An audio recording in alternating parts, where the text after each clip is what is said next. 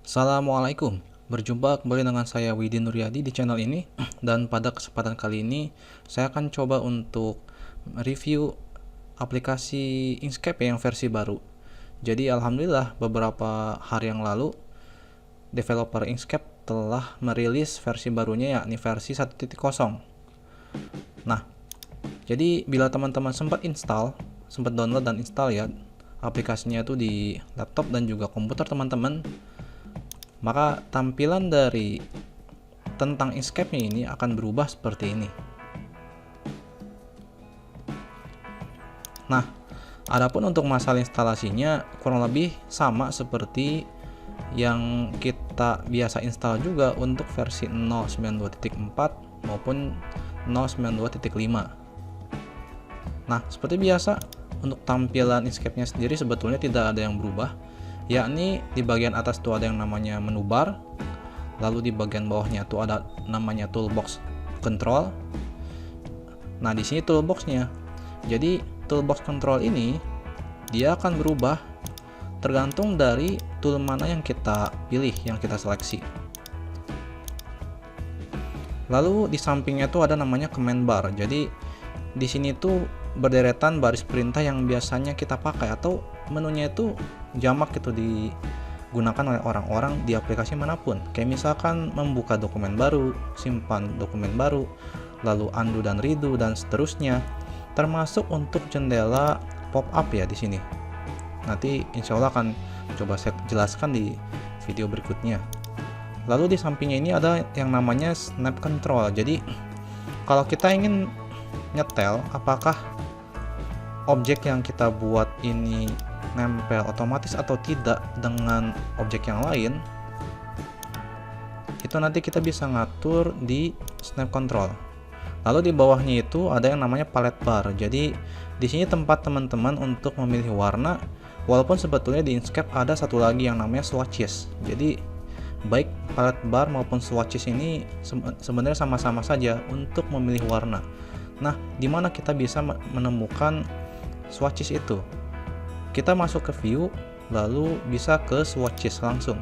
Jadi kalau misalkan teman-teman nggak terbiasa dengan tampilan palette bar di bawah, mungkin bisa pakai tampilan swatches saja di bagian samping. Dan di bawahnya ada yang namanya status bar. Jadi ini memuat informasi-informasi umum tentang penggunaan warna, untuk fill-nya, lalu stroke-nya, lalu ketebalan garisnya tuh berapa, lalu transparansinya tuh berapa. Lalu di sini ada untuk layernya juga, apakah layernya dikunci atau tidak, kelihatan atau tidak. Lalu ini untuk informasi objek yang kita seleksi sekarang. Lalu di bagian sampingnya tuh ada koordinat dari kursor kita. Ini untuk zoomingnya, dan di sini untuk rotasinya. Jadi dibandingkan dengan versi sebelumnya, sekarang ada fitur rotasi rotasi lembar kerja ya. Jadi tinggal masukkan saja nilainya, maka dia akan diputar sesuai dengan angka yang kita masukkan ke kotak ini. Seperti ini kira-kira. Nah, mungkin ada pertanyaan, Bang, kenapa kok tampilan ikonnya sekarang besar-besar ya? Mungkin ini efek dari penerapan icon untuk yang resolusi tinggi ya. Soalnya memang kalau di versi sebelumnya ikonnya itu dia lebih kecil. Nah, untuk menyiasati itu, teman-teman bisa masuk ke menu edit, lalu ke preferences. Nah, nanti teman-teman tinggal masuk ke interface, di mana teman-teman juga bisa ngatur bahasanya gitu loh. Kalau misalkan ternyata di sistemnya itu pakai bahasa Indonesia, maka pas instalannya pun akan Indonesia juga. Makanya kalau mau dirubah ke Inggris berarti ke sini tempatnya. Nah, kita masuk ke theme atau tema. Nah, disinilah ada beberapa opsi, yakni mengubah tema GTK-nya, terus juga ikonnya juga bisa diubah, termasuk untuk toolbox icon size-nya ini bisa diubah juga. Pertama kita coba yang GTK theme-nya dulu kita ubah.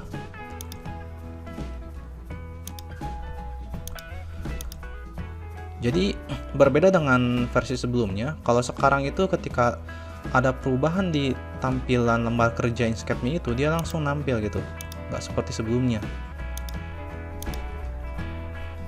Nah, seperti ini. Coba kita kembalikan ke tema sistem ya. Nah, opsi use dark theme ini cocok buat teman-teman yang biasa kerja lembur bagai kuda nih di depan layar untuk ngedesain proyekan gitu loh. Barangkali cocok ya. Lalu di sini untuk mengubah tema icon.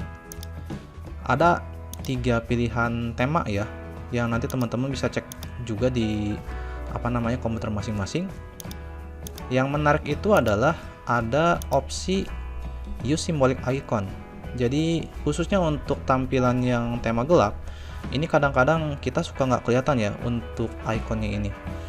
Kalau kita coba centang, maka dia akan berubah di simbol yang dia tuh hanya satu warna saja. Dan ini sebetulnya membantu visibilitas dari tampilan icon-iconnya nih ini. Termasuk kita juga bisa mengatur highlight-nya gitu. Jadi highlight di sini tuh kalau kita ubah dari dark theme,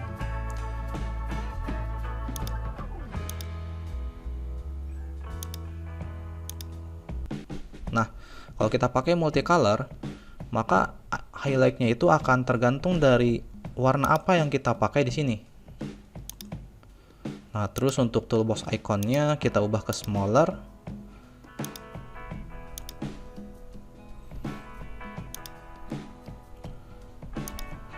Dan seterusnya. Jadi untuk tampilan itu sebetulnya bisa disiasati ya. Kurang lebih demikian untuk tampilan ini. Dan juga saya akan coba tunjukkan beberapa pop-up window yang dia itu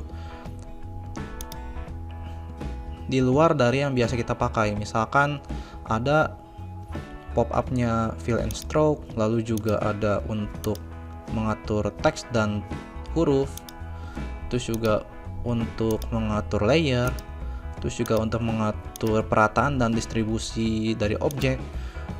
Nah, selain itu juga ada yang lain. Kayak misalkan kalau di sini tuh ada yang namanya objek.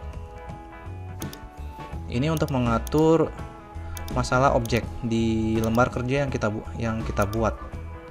Lalu ada juga object properties. Jadi kalau misalkan kita pengen ngasih nama unik di di objek yang kita buat, kita bisa masukin di sini. Lalu ada juga simbol. Nah, ini yang beda.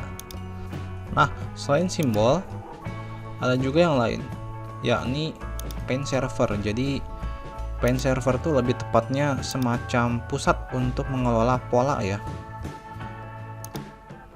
Misalnya, kalau kita buat pola di kotak ini, kita tinggal tekan saja dan dia akan merubah pola tersebut.